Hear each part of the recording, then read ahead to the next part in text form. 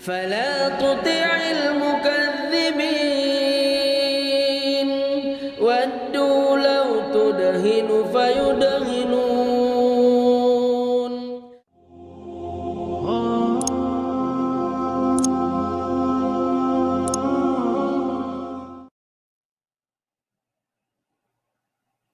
Bismillahirrahmanirrahim. Assalamu alaikum from Texas.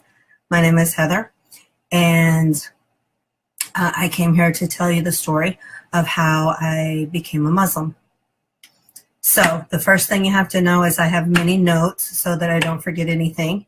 I have hot tea because my throat is a little bit not good. And I also have tissues because usually when I share the story about converting, I start to cry because it's very touching to me.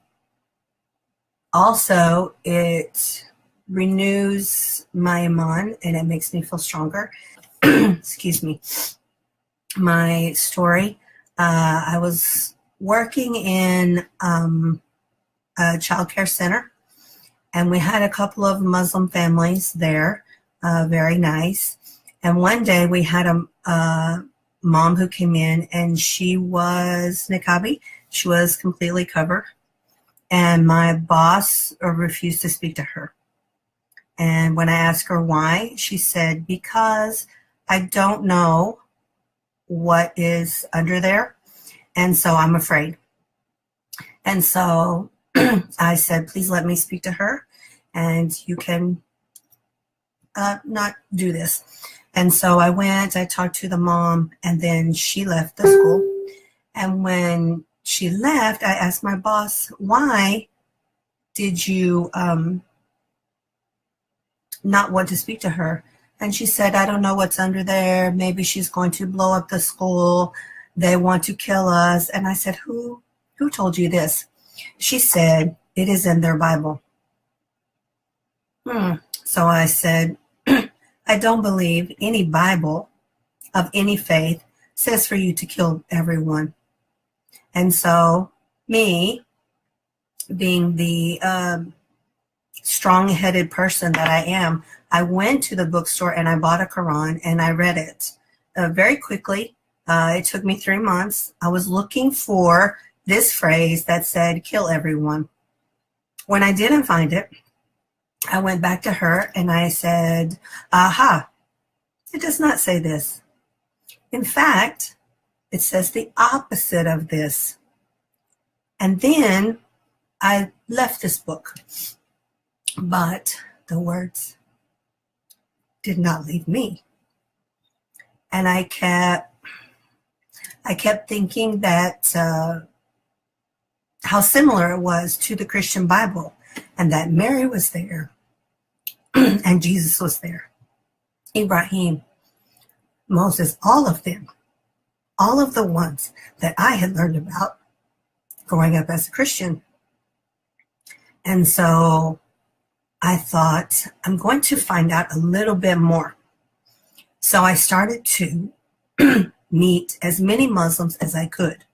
We have 2 universities in my city, and we have many foreign students. And so I'm sure many of them probably thought that I was crazy, because I would see them, I would run to them, are you a Muslim? Let me ask you this question. And I asked many, many questions. Then one day I had a family, Wad and Ali. They were from Saudi Arabia, and they invited me to their home. And so I was feeling a little, I knew them from the school, but I didn't really know them. So I went there, and I was surprised. She was a mom like me, trying to juggle children, studies, cleaning, changing diapers. She was just a regular person. But the thing that wasn't the same was their peacefulness and their kindness and their generosity. And it was so attractive to me. And this, especially the peaceful part. And so I began to meet more Muslims. And no matter where they were from, Kuwait, Iran, Saudi Arabia, Egypt, they all had the same peacefulness. And if anything came to them that was negative, it didn't upset them. They were calm, they were peaceful. Okay, here it goes. I told you I'm going to cry. And so I thought to myself, well, my family will disown me if I become a Muslim. So I will find this peace on my own. I can do it. I have always done everything by myself. I will do it. So I left that school. I went to another school. I changed where I lived.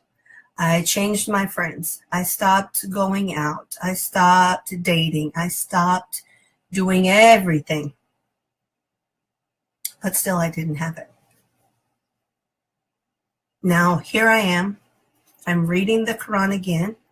I am looking online, watching videos, asking questions, asking more questions, visiting people, running up to Muslims in the grocery store and asking questions. And I began to think that maybe I was not good enough for Islam. That I couldn't have that peace because I wasn't worthy of it. And so I sort of thought to myself, oh, I'll just watch Islam from the outside and respect it from here because I'm not good enough for Islam to be a Muslim. I've done too many bad things in my life. And so I was working in the summer school, and I had 2 children there from Saudi Arabia. And a child, he was 8, and his name was Saif. And they were talking about Ramadan. And so I joined their conversation, and he said, Miss Heather, how do you know about Ramadan? And I told him, I have studied Islam. I know a little bit about Ramadan. And he said, you're a Muslim? I said, no, I'm not Muslim. He said, why not? No one had ever asked me this before. So then he said, oh, let me guess. You want to drink alcohol? And I said, no, Saif, I didn't do this for many years. So then he said, oh, I know. You want to eat pork. And I said, no, Saif, actually, I haven't done this in about 20 years because pork is not good for you. And then he said, then why aren't you a Muslim? And I said, I am afraid of what my family will say. And he said something I will never forget. Miss Heather, they are your family. They love you always, no matter what. And this was true. My family had seen me through everything in my life, all the hard times, everything that I had gone through.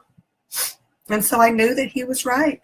So I said, Saif, how do you become a Muslim? I'm sorry, I'm crying. It's always overwhelming to me to relive it. And so he said, I don't know. I was born a Muslim. So we sent an email to the masjid, and we waited. And he didn't answer, and he didn't answer, and the day ended, and the next day came, and he didn't answer. And so Saif's dad came to me and said, Saif told me a story about you, that you want to become a Muslim. Is it true? And I said, yes. And he said, oh, okay. And he got his mobile and said, okay, go there on Saturday. They will be there. Go to the masjid. They will meet you, and you can do this. I still didn't know what I had to do, right? So then, as the day went on, it was a Tuesday. As the day went on, I couldn't imagine that Islam was that close to me. Was it that close? Was it just a few days away? And then I started to think, I started to get very happy and very excited. And I thought, I can't wait. I cannot wait one more day. I can't wait. And so when Saif's mom came to pick him up, I asked her, I can't wait. Is there any way I can do it today? And she said, you can do it anytime. If you feel like you want to go to the masjid, go there tonight and we will meet you. We are packing. We are leaving tonight for Saudi Arabia, but we will meet you there.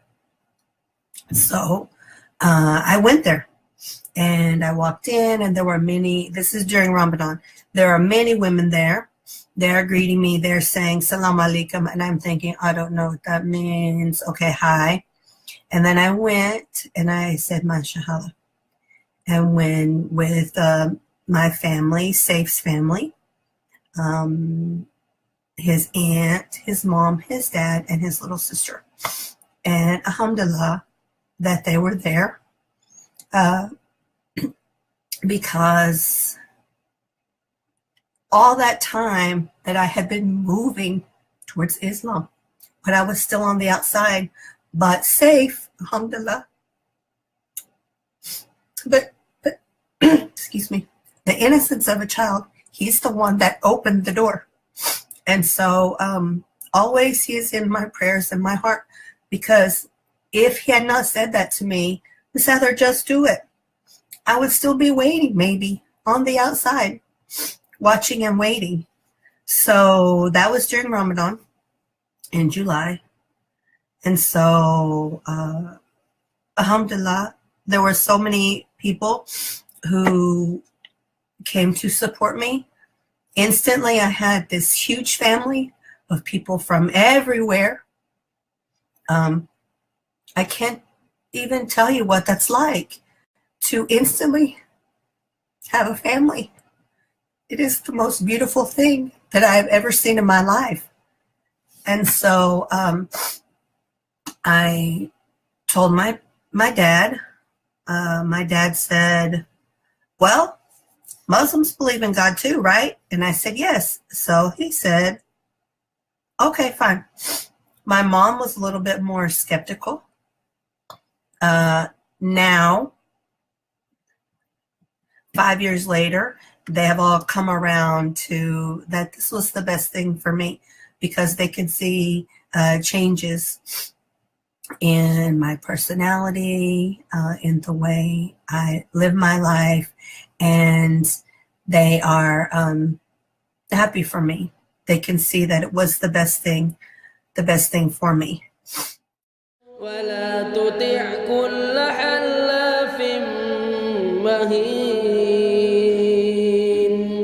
هماز مشاء بنميم